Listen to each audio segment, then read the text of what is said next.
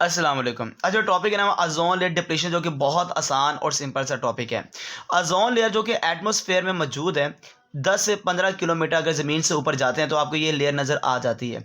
ये 3 ऑक्सीजन के एटम से मिलकर बनती है और ये natural original ozone bluish colour की होती है, एक्सप्लोसिव फटने वाली और पॉइजनस होती है प्योर फॉर्म, जो कि प्रोटेक्ट करती है अल्ट्रा वायलेट रेस जो कि सूरज से आ रही है, उससे हमें बचाती है।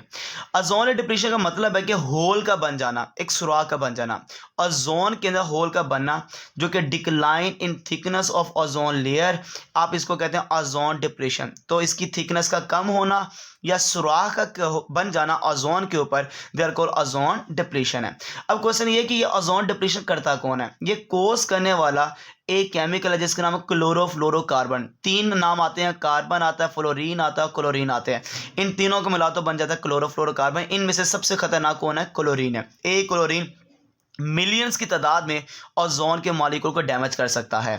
ये जो सोर्स ऑफ गैसेस है, कहाँ कहाँ से ये आपको क्लोरोफ्लोरोकार्बन रिलीज होती नजर आती है? Air conditioner, homes, offices, vehicle, जहाँ जहाँ एसी का जिक्र आता है, जहाँ जहाँ ठंडक पैदा करने वाली मशीनरीज आती हैं, वहाँ मौजूद होता है क्लोरोफ्लोरोकार्बन जो कि निकल रहा होता है। क्लोरोफ्लोरोकार्बन जो कि एटमॉस्फेयर में जाकर अगर देखा जाए अल्ट्रा वायलेट रेस जो कि कोज करती है रिलीज ऑफ क्लोरीन, तो इसी की वजह से अगर देखा जाए CFS rise to atmosphere and ultra violet rays cause release of chlorine. इसी अल्ट्रा वायलेट रेस की वजह से क्लोरोफ्लोरोकार्बन में से क्या निकल आता है? क्लोरीन का मॉलिक्यूल निकल आता है।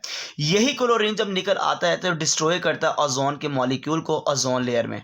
ओज़ोन लेयर बिकम थिनर, वो बड़ी बारीक हो जाती है। अल्ट्रा वायलेट रेस जो सूरज से आने वाली है वो ज़मीन तक पहुंच जाती है, अर्थ तक आ जाती है।